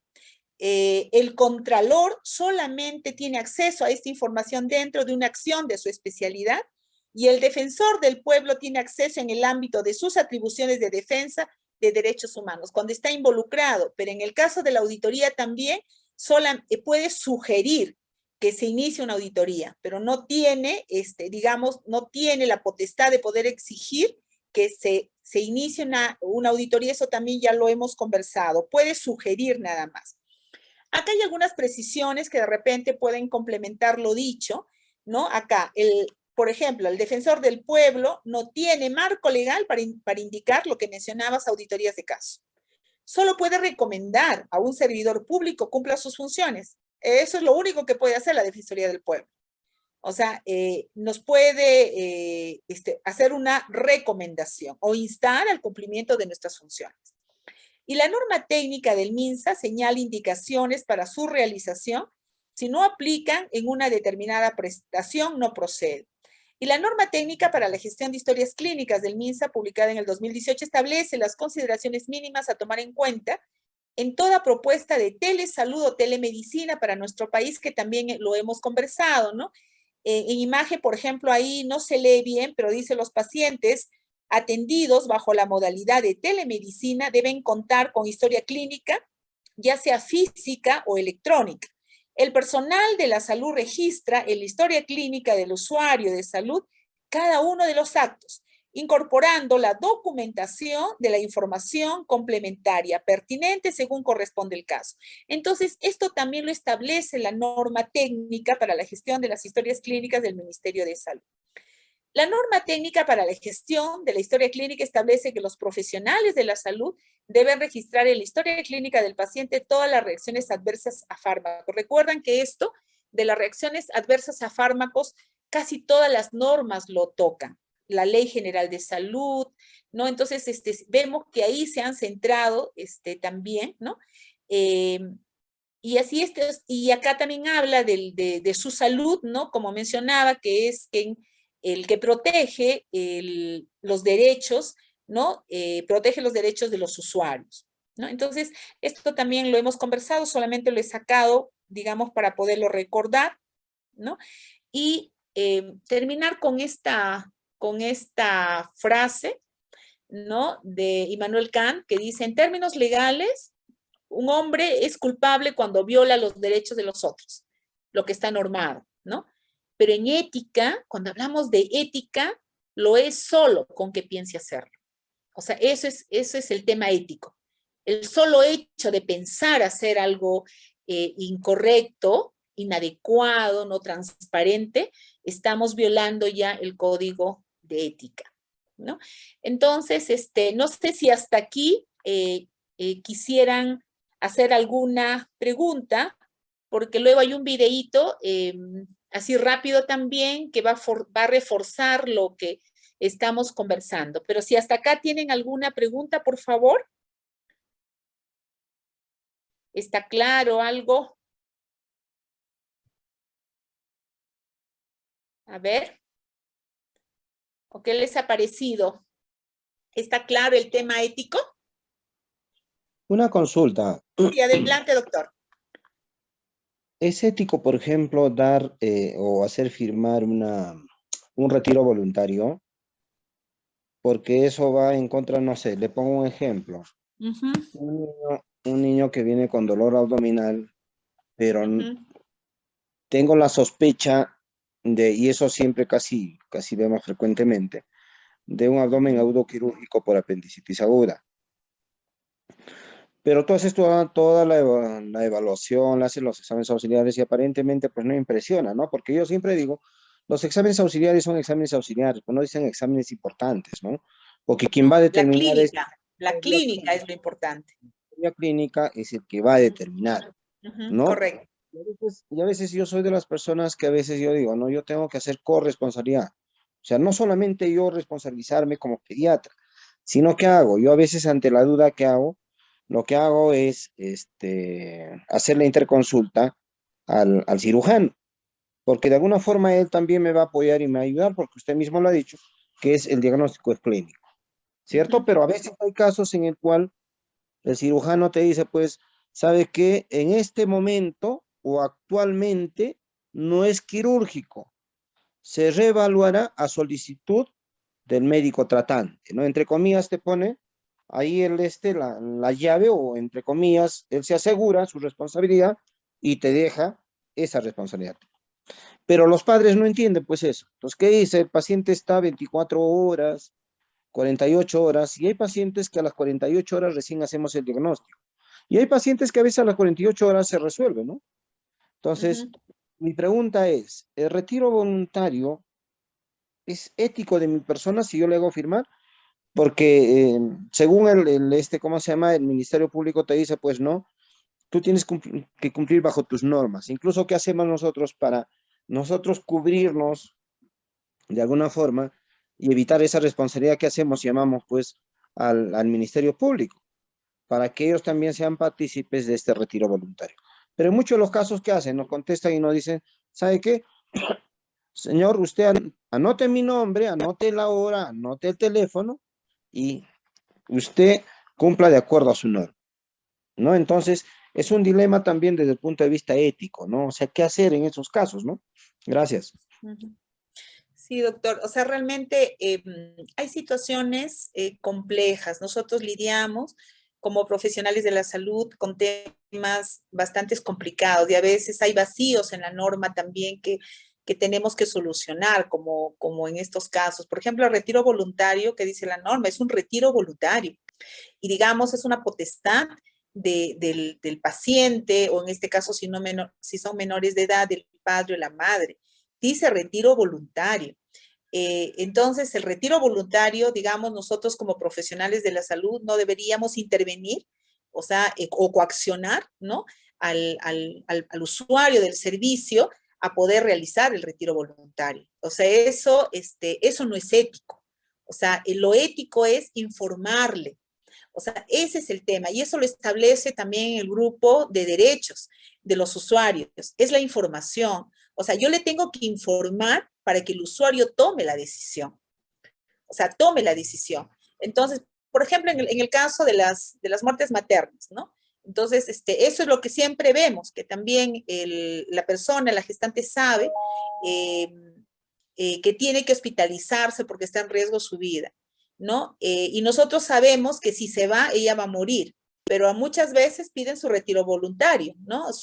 Y lo piden. Entonces, ahí también, como lo menciona usted, doctor, a veces para poder dejar constancia, sobre todo en estos casos que está en peligro, estamos entre la vida y la muerte, para poder, digamos, respaldarnos, llamamos, ¿no? Al fiscal, a veces también hasta la policía, para que testifique, sea parte, ¿no? Digamos, pueda constatar que yo le estoy dando la información a la usuaria, le estoy diciendo de los riesgos, ¿no? De la alta voluntaria, en este caso específico, porque el caso que usted ha expresado tiene otra connotación, en este caso específico, pero igual decide irse, ¿no? Entonces, digamos, doctor, lo ético es que yo, de acuerdo a mis normas, tengo que darle la información. Y de acuerdo a la información, es el usuario, o en este caso, si no, como repito, menores de edad, es el padre o la madre quienes tienen que tomar la decisión. Pero es complicado, porque hay situaciones y situaciones, pero hay que tratar de conducirnos siempre de acuerdo a la normatividad, pero también a veces también con criterio, tener, digamos, que nuestro actuar sea también de conciencia. Eso no está escrito muchas veces en las normas, ¿no? No sé si, doctor, con esto he respondido a su pregunta.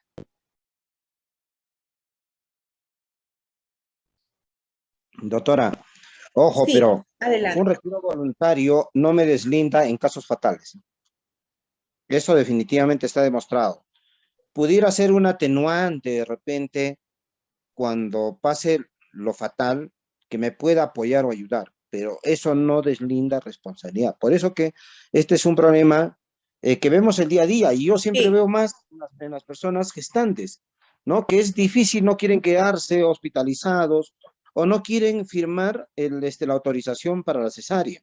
Entonces, este es un dilema, porque por esa razón el Ministerio Público se lava las manos a veces, ¿no? Dice, actúa de acuerdo a tu norma. Pero sin embargo, pues eso no entiende ¿cómo se llama? El paciente, ¿no? El paciente, ya ha habido casos en el cual se ha ido y se ha muerto el paciente. Y a ver que después de eso diga así, pues efectivamente, pese a la información que se le ha dado al paciente, el paciente ha tomado la decisión de irse, ¿no? Al final de cuentas, eres responsable. Sí. Sí, doctor, o sea, realmente eso ocurre, ¿no? Eso es algo que nosotros lidiamos y seguimos lidiando con el tema, por ejemplo, de las muertes maternas. Han habido varias discusiones en el Ministerio de Salud sobre este tema, pero no podemos hacer más. Lo único es cubrirnos, como le menciono, tratar de dejar en la historia también, ¿no? En la historia también, ustedes saben, puedo dejar escrito, ¿no? Que se le dio la información. Eso sí hay que colocarlo en la historia clínica, porque eso sí nos ayuda, porque la historia clínica es un documento médico legal que nos puede ayudar en ese sentido. Yo puedo describir toda la información que le estoy dando, ¿no? Y que a pesar de esto, en este caso la gestante decide irse. Porque a veces también nosotros pedimos el apoyo de la fiscalía, de la policía, pero no quieren venir. Entonces no siempre vienen, o de repente de repente es una hora en la noche donde ellos no están disponibles para nosotros. Cuando a veces buenamente ellos quieren venir, sí nos acompañan y pueden testificar, pero en la mayoría de veces estamos solos.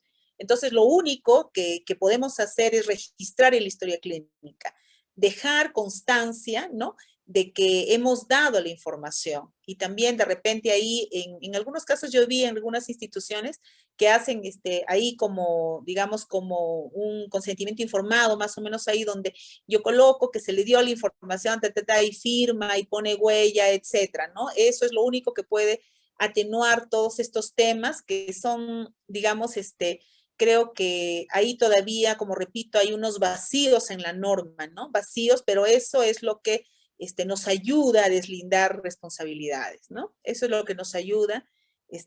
Entonces, sí, doctor, sí, pues ahí hay estos y muchos temas más. No sé si alguna otra pregunta sobre este tema.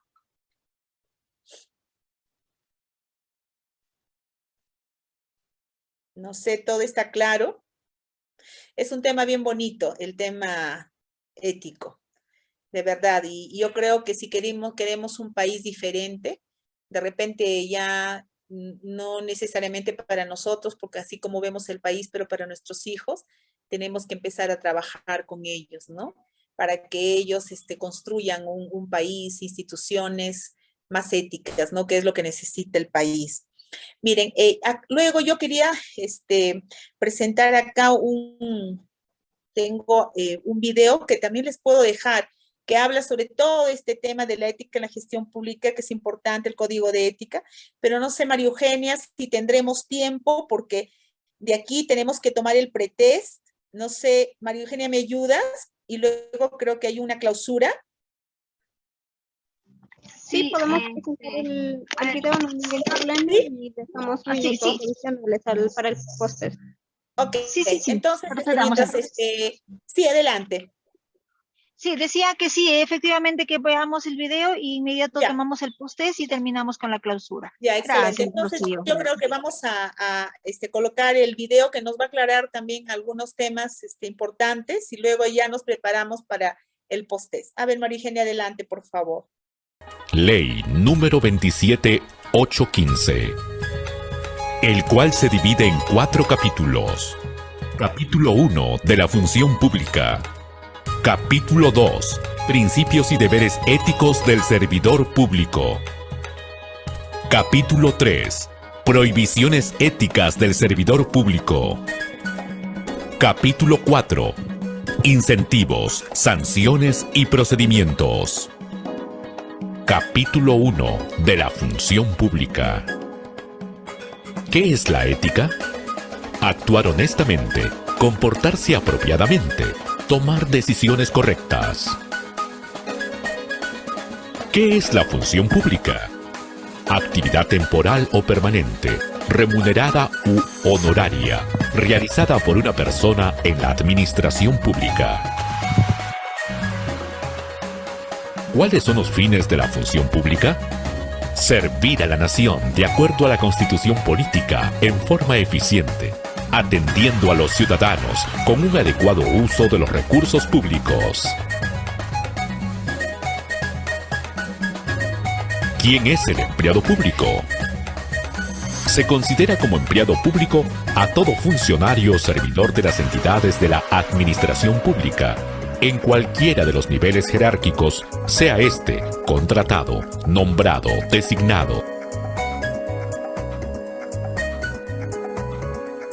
que desempeña actividades o funciones en nombre o al servicio del Estado, no importando el régimen jurídico de la entidad público-privado en la que se preste servicios, ni el régimen laboral o de contratación al que esté sujeto.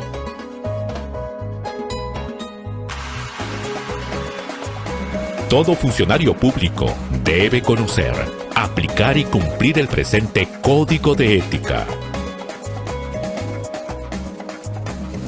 ¿Quién es el encargado de dictar las normas interpretativas y aclaratorias del Código de Ética? La entidad encargada es la Presidencia del Consejo de Ministros. Capítulo 2. Principios y deberes éticos del servidor público. ¿Cuáles son los principios y deberes éticos del servidor público? El servidor público actúa de acuerdo a los siguientes principios. Respeto. Nuestra conducta está inmersa dentro del respeto de la Constitución y las leyes, garantizando que en todas las fases del proceso de toma de decisiones, con el cumplimiento de los procedimientos administrativos, se respeten los derechos a la defensa y al debido procedimiento. Ley de Procedimiento Administrativo. Probidad. Actuar con rectitud, honradez y honestidad, procurando satisfacer el interés general y desechando todo provecho o ventaja personal. Eficiencia. Brindar calidad en cada una de las funciones a su cargo, procurando obtener una capacitación sólida y permanente. Idoneidad. Entendida como aptitud técnica, legal y moral. Es condición esencial para el acceso y ejercicio de la función pública. El servidor público debe contar con una formación sólida, acorde a la realidad, capacitándose permanentemente para el debido cumplimiento de sus funciones.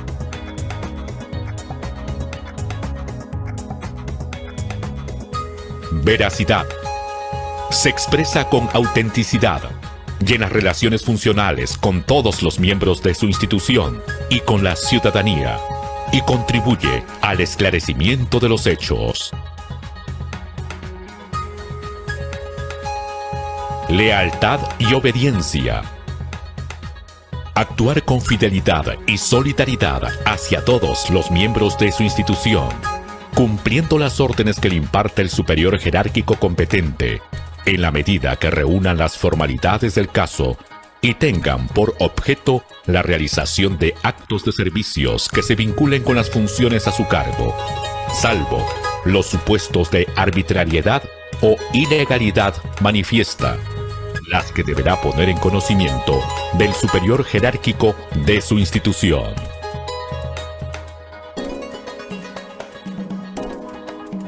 Justicia y equidad.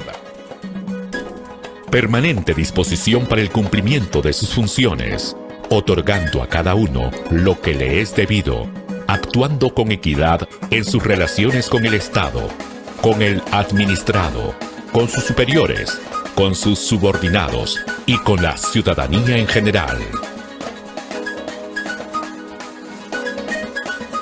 Lealtad al Estado de Derecho. El funcionario de confianza debe lealtad a la Constitución y al Estado de Derecho.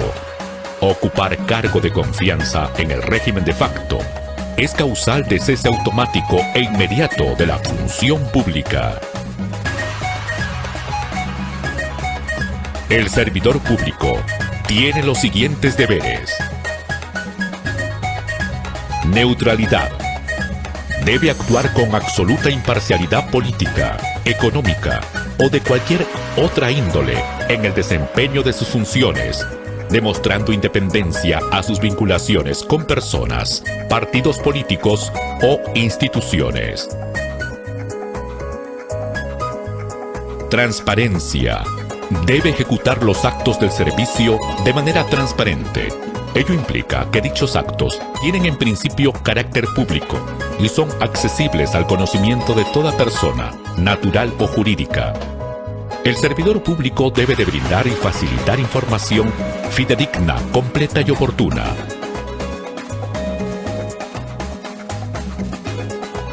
Ley de transparencia y acceso a la información. Discreción. Debe guardar reserva respecto de hechos o informaciones de los que tenga conocimiento en el ejercicio de sus funciones, sin prejuicio de los deberes y las responsabilidades que le corresponden, en virtud de las normas que regulan el acceso y la transparencia de la información pública.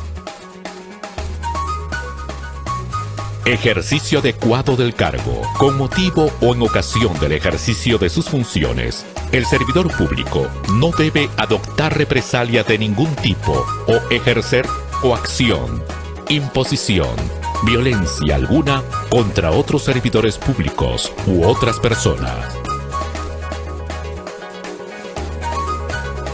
Uso adecuado de los bienes del Estado. Debe proteger y conservar los bienes del Estado, debiendo utilizar los que le fueran asignados para el desempeño de sus funciones o de manera racional, evitando su desaprovechamiento, sin permitir que otros empleen los bienes del Estado para fines particulares que no sean aquellos para los cuales hubieran sido específicamente destinados. Responsabilidad. Todo servidor público debe desarrollar sus funciones a cabalidad y en forma integral, asumiendo con pleno respeto su función pública. Ante situaciones extraordinarias, el servidor público puede realizar aquellas tareas que por su naturaleza o modalidad no sean las estrictamente inherentes a su cargo, siempre que ellas resulten necesarias para mitigar, neutralizar o superar las dificultades que se enfrenten.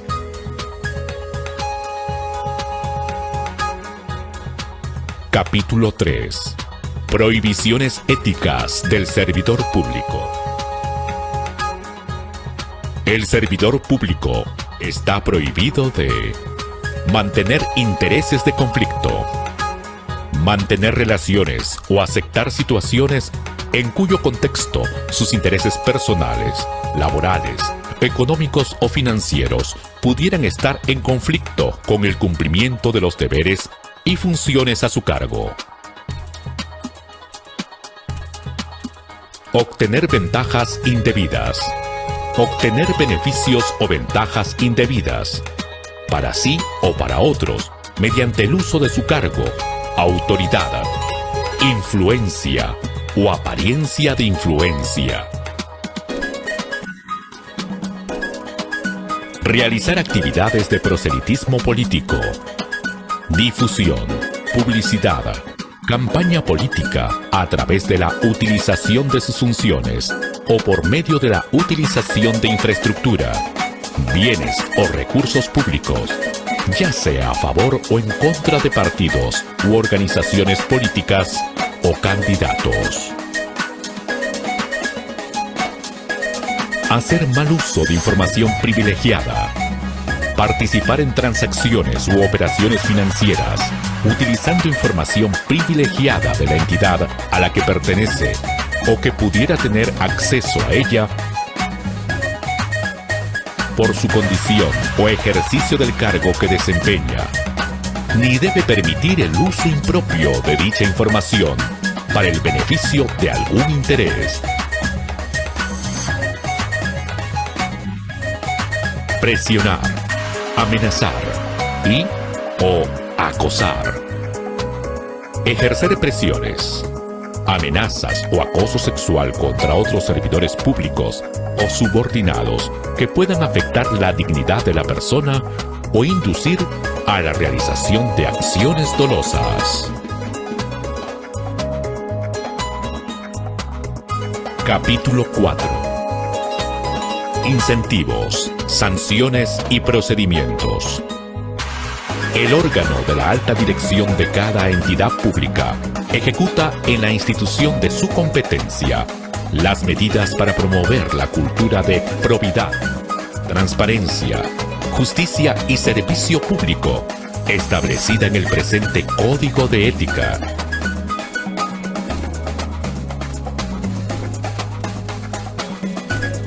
Además, establece los mecanismos e incentivos que permitan una actuación correcta, transparente y leal de los servidores públicos. En ese sentido, dicho órgano está encargado de difundir el Código de Ética de la Función Pública, Diseñar los incentivos y estímulos a los servidores públicos que cumplan con los principios, deberes y obligaciones del presente código y respetar sus prohibiciones. Desarrollar campañas educativas sobre las sanciones para los servidores públicos que tengan prácticas contrarias a los principios establecidos en el presente código.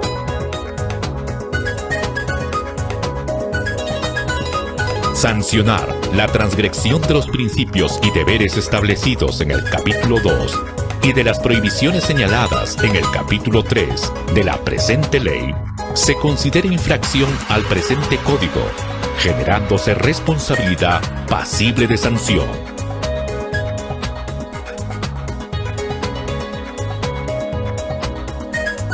El reglamento de la presente ley establece las sanciones correspondientes. Para su graduación, se tendrá presente las normas sobre carrera administrativa y el régimen laboral aplicable en virtud del cargo o función desempeñada. Las sanciones aplicables por la transgresión del presente código no exime de responsabilidades administrativas, civiles y penales establecidas en la normatividad. La transgresión de los principios, deberes, obligaciones y prohibiciones genera responsabilidad pasible de sanción de acuerdo a ley, que puede ser amonestación, suspensión, multa de hasta 12 UIT, resolución contractual y destitución o despido. Obligación de comunicar transgresión del código. Todo servidor público que tenga conocimiento de cualquier acto contrario a lo normado por el presente Código de Ética tiene la obligación de informar a la Comisión Permanente de Procesos Administrativos Disciplinarios de la entidad afectada o al órgano que haga sus veces para la conducción del respectivo proceso bajo responsabilidad.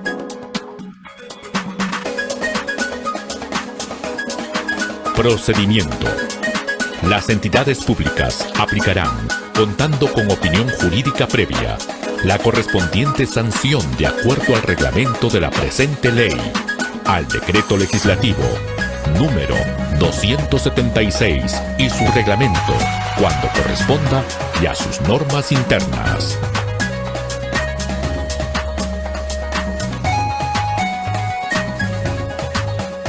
Registro de sanciones.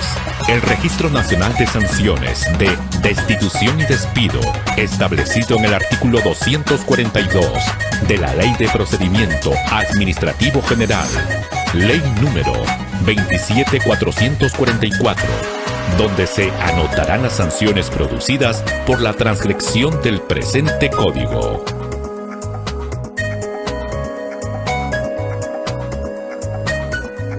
El cual debe contener los datos personales del servidor, la sanción impuesta, el tiempo de duración y la causa de la misma. La inscripción en el registro tiene una duración de 1 año, contando desde la culminación de la sanción. Gracias, María Eugenia. Como ven, con este video podemos complementar lo trabajado el día de hoy. Está claro, todos debemos conocer el Código de Ética de la Función Pública, ¿no? Lo que podemos apreciar aquí también de que siempre hablamos siempre de sanciones, pero también el Código de Ética de la Función Pública habla de reconocimientos. Reconocimientos a los trabajadores, funcionarios, servidores públicos que cumplen su trabajo éticamente. Y eso es lo que nos falta, por eso seguramente digamos, no motiva, no genera esa motivación en los servidores, ¿no? Y también para que los otros sigan ese mismo camino, ¿no? Porque no hay reconocimiento. También habla de la capacitación, es parte de lo que establece una obligación del jefe de la IPRES, el poder capacitar sobre el Código de Ética en la Función Pública. Si hasta aquí, si tienen alguna pregunta, porque con esto ya hemos concluido el día de hoy y ya solamente, digamos, entraríamos ya para hacer el post-test, salvo que tengan alguna pregunta sobre este tema. No, parece que ya no, Rocío. María Entonces Eugenia, vamos, así que ¿qué tal? continuamos, gracias. Sí, continuamos. Creo que vamos continuando porque nos queda poco tiempo. Ustedes dirán, el post-test, ¿cuánto tiempo lo necesitamos para resolver? Creo que 10 minutos. 10 minutos igual, sí. Sí, Meli, por Perfecto. favor, a ver. Ya, ¿Sí? lo envío por Entonces, el chat. Por el chat, por el de acá del Zoom, ¿verdad? Sí, ahí lo Perfecto. acabo de Entonces, colocar el link. ya, perfecto. Entonces tenemos 10 minutos para pasar el post-test y en 10 minutos nos retomamos para la clausura. Perfecto, los dejo entonces. Gracias. Ok, vamos terminando entonces el post. Estamos a la hora. Para los que ya han terminado, vamos dando unas indicaciones. En primer lugar, hacer presente que el control de asistencia, no olviden hacerlo. En este momento estamos colgando en el chat el control de asistencia. Necesitamos su asistencia de este último día. Y también hacerles recordar de que todas estas clases fueron grabadas en su totalidad. Entonces, y al final, es decir, bueno, ahora a partir de pasado mañana, vamos a estar mandándoles a sus correos todas las grabaciones desde el primer día, desde la primera sesión hasta hoy, séptima, con los materiales completos que ha sido compartido tanto por la doctora Rocío Portal como por la licenciada Emily Romero, también los videos, todo el material que se ha compartido para que ustedes lo tengan en su correo y cualquier ratito puedan repasar las veces que ustedes desean. También indicarles junto a ese correo se va a mandar su certificado virtual. El certificado virtual que acredita el Centro Integral de Capacitación Continua tiene un QR que genera una veracidad virtual del certificado, así que no puede ser adulterado. Eso lo van a tener en su correo a partir de pasado mañana, que nosotros ya tengamos incluso con su nota de este post-test que ha sido ya pasado por las ponentes. Muy bien, entonces yo creo que sin más, el Centro Integral de Capacitación Continua les agradece su participación, se agradece a las dos ponentes que han apostado nos han permitido tenerlas como ponentes. Estamos seguros que la mayoría o todos estamos tranquilos y satisfechos con todo lo compartido durante estas 7 sesiones. Y no sé si Rocío o Emily quiere decir algunas palabras de cierre, porque vamos a pasar a dar a la red asistencial Huancavelica. Sí, le escucho, adelante. Sí, Por claro. favor, lo que quisiera era que cuelguen todas las actividades que se han hecho durante estos días, por favor. Sí, justamente eso es lo que les estaba diciendo. A ver, justamente eso es lo que les estaba diciendo. Pasado mañana vamos a mandar a todos a su correo los videos de todas las 7 sesiones, más el material compartido, más su certificado virtual. Eso es lo que les estaba comentando. Así es que ya lo tienen, van a tener en sus correos cada uno de ustedes. Y bueno, damos pase entonces a la red de asistencia Huancavelica para que tengan unas palabras, me parece, de cierre. Adelante, señor Borja. ¿Está en sala? Mientras se conecta, vamos a esperar unos minutos para que ellos programaron hacer un cierre con algunos directivos de ahí de la red asistencial Huancavelica. No se olviden, por favor, su control de asistencia que está en el chat.